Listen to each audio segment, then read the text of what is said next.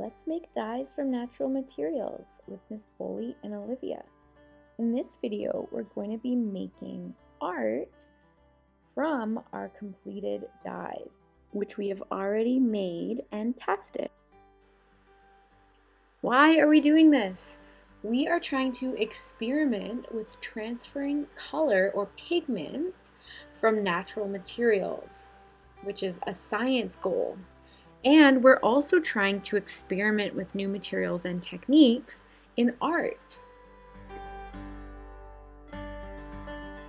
You will need watercolor paper if you have it.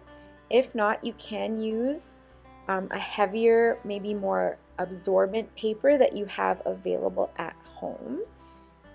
We do recommend using watercolor because it can absorb and soak up all of the wonderful dyes that we're going to spray and paint onto it.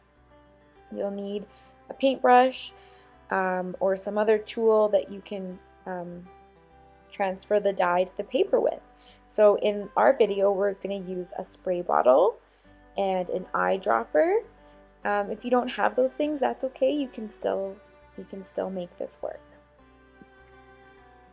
Here are some ways that you can use your dye on your watercolor paper. So this is called painting a wash. So I'm dipping my brush into the dye and then I'm just painting it onto my paper, just like I would with watercolor paint. Another option is to use a spray bottle if you have one available at home. So I've just used an empty spray bottle that I saved, and I use my index finger and I press down on the sprayer and it leaves a little puddle on my page. And again, it looks like nothing, it looks like water, but when it dries, it will be darker. Another option is using an eyedropper. If you don't have an eyedropper, that's okay. You can use a paintbrush as well. So just fill the dropper up and I'm just dropping the the dye onto my page. And if I don't have an eyedropper, what I'm going to do is I'm going to get my brush nice and wet, hold it over my paper, and then I'm going to tap it with my other hand, and it's going to make a splatter on my page, which is really fun. You don't want to put your brush back and then down, you just want to do that tapping motion. You can even, like this, you can even, if you get your brush really wet, it will just drip right onto your page. So you can also use paper towel to soak up or lift off some of the dye if you need to. So there we go, it comes right off. And it's really helpful if you're getting too much water on your page, or even if you just want to add something different in those dry areas now. And one final way is you can do wet on wet. So if you paint a wash of one color, then you can go in with a different color and you can kind of mix them together on the page. Again, you can't really see it super well because it will dry darker. But here I'm mixing some of my iris dye with some of my cabbage dye. And we made this bright pink cabbage dye by adding some lemon juice to our cabbage water. It's really cool. So here's a review of the techniques that we used. So you can use a brush to make a wash and brush the dye onto your paper. You can spray it with a spray bottle. If you use the brush and you brush on, or really at any time, you can use a paper towel and press it onto the paper, and the paper towel will soak up the dye and lift it off the paper. You can use an eyedropper or a brush to drop or splatter the dyes onto your paper, which makes it a really cool effect. Or you can use wet on wet, which is where we combine sort of two different colors or two different techniques together. And obviously, if you can think of any other way to transfer your dye onto your paper, you're welcome to try it out. This is all about trying new things and experimenting. Ready to go. She's got her dyes, she's got her paintbrush, and she's really energized. And she's gonna fill up her whole background her whole watercolor paper with different dyes and different techniques that we just learned earlier.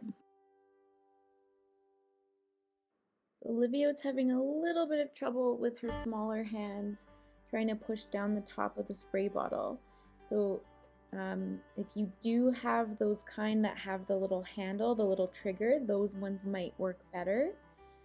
But she was able to just do her best with what she had. And so yeah, let's watch Olivia fill up her background.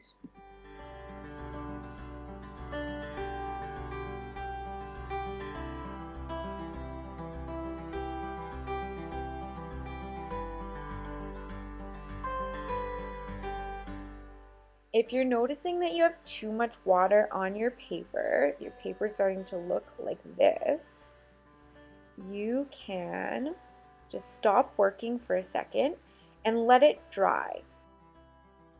And once it's dried, you can go in for round 2 and you can add some more dye, but allowing it to dry stops everything from blending together. Here's what our page looks like. We're going to let it dry. We're back and we've done a couple of layers of different dyes on our page. We've let it dry 2 times. And now we're going to do some contour drawing on top of our beautiful dye background. So I've gathered some leaves for me to look at while I'm doing my contour drawing. Make sure that you've watched the video about how to do contour drawings and what contour drawings are. Remember, I'm trying to go slow and all I'm drawing is the outline. And I actually am more concerned with looking carefully than with what my final product drawing is going to look like. It's going to look awesome no matter what because my background is so beautiful. I'm using a pink marker and I'm drawing that leaf that I had found outside. Let's zoom in and see my drawing a little more close up. I want to try to get all those bumps on the leaf and all of those little veins and every detail that I can see recorded in my drawing.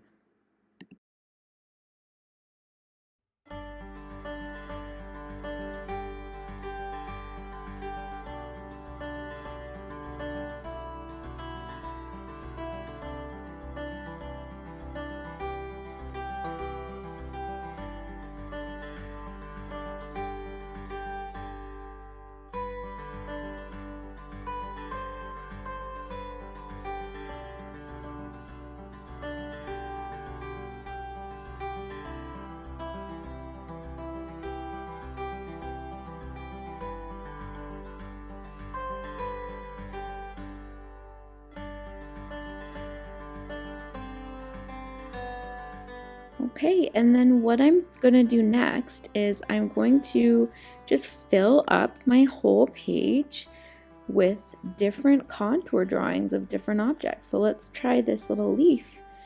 I'm going to start right at that edge there, and I'm going to draw it right here on my paper. And again, I'm drawing this with markers, so I can't erase it. Speeding up the video right now. And I'm going to just continue to choose an object and draw it on my page. Ooh, actually that object was a bit too complicated. I'm going to keep it simple. I'm just going for just simple leaves. It can get really overwhelming when you draw something really complicated. So remember, just look at one little part at a time. And remember that the finished product isn't what's important here. It's how closely you look and developing those eyes of an artist. So here's my finished drawing, and I ended up doing 8 different contour drawings, and I overlapped them, and I think it looks awesome.